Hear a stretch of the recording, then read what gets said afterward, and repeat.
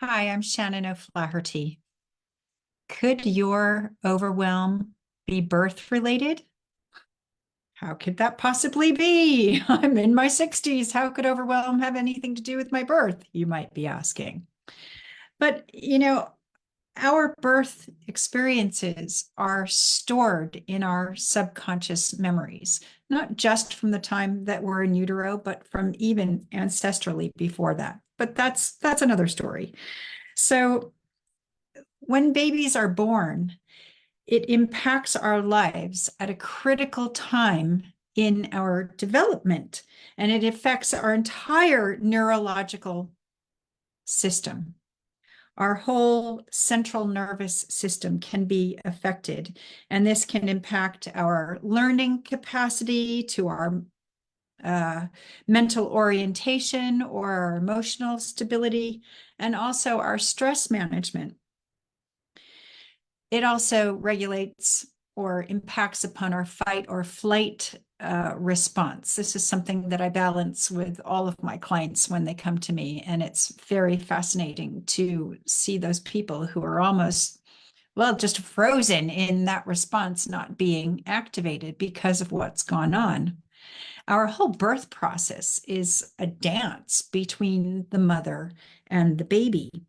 And did you know that a staggering 80% of children with sensory processing disorder, ADHD, developmental delays, and autism all have a history of birth trauma? Now, that's not to say that that's exactly what's happened to you, but there's a lot of other issues that if babies were born with problems in their bodies, like a shoulder dislocation is a very common one. There's also things with the hips and feet. I have an amazing therapist friend who works specifically with babies with these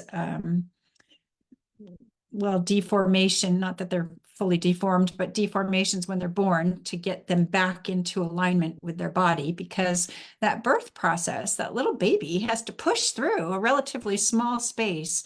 And if the mother is in a lot of stress during her pregnancy, the adrenaline that she produces can also affect the baby's central nervous system. So that baby can develop post-traumatic stress disorder, right? Because of whatever interventions had to happen when the baby was born or directly after the baby being born. And often that baby is taken away from the mother immediately. Like that baby comes out from the nice, warm, protective womb and then suddenly is thrust into gravity and having to breathe on its own, not being breathing through the umbilical cord. And that's a lot of stress and overwhelm for that baby. So to add more overwhelm and stress and complications on top of an already stressful situation is asking for a big imprint of overwhelm in that baby's life. So when we're emotionally flooded with too much information or stimulation, our central nervous system is dysregulated. So we struggle to hear, see, think, even speak straight. Sometimes it can take even up to 45 minutes for us to do this. This is as adults.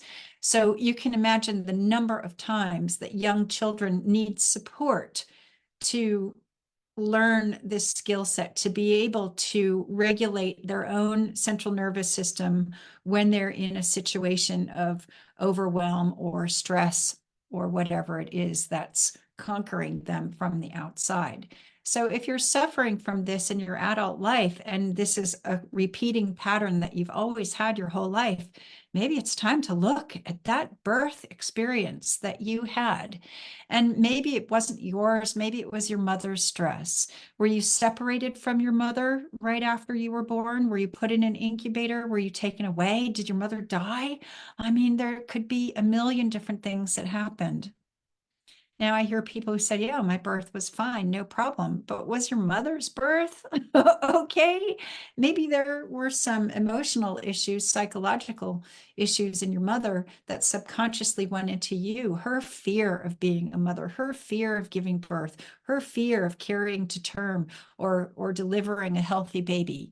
All of this piles into the pot of possible overwhelm and repeating patterns of trauma in your adult life later on. So if this is making some sense or ringing some bells, or you're starting to think, that's weird. Yes, actually, I had these problems and now I have this. Oh, could this be connected? A lot of people don't notice the connecting patterns from how we act as adults to what happened in our childhood and what has been repeating all along. That doesn't seem like it's a repeating pattern because of different circumstances and different situations. But actually, if you look more closely, you'll see that it is all related. So if you want to start to unwind this big ball of string that you've been wondering what you've been wrapping it around and around and around, and you want to change your way forward so that you can have a smoother flow through your life, maybe it's time to book a call. I love you all so much, and I look forward to hearing from you. Lots of love. See you in the next video. Bye for now.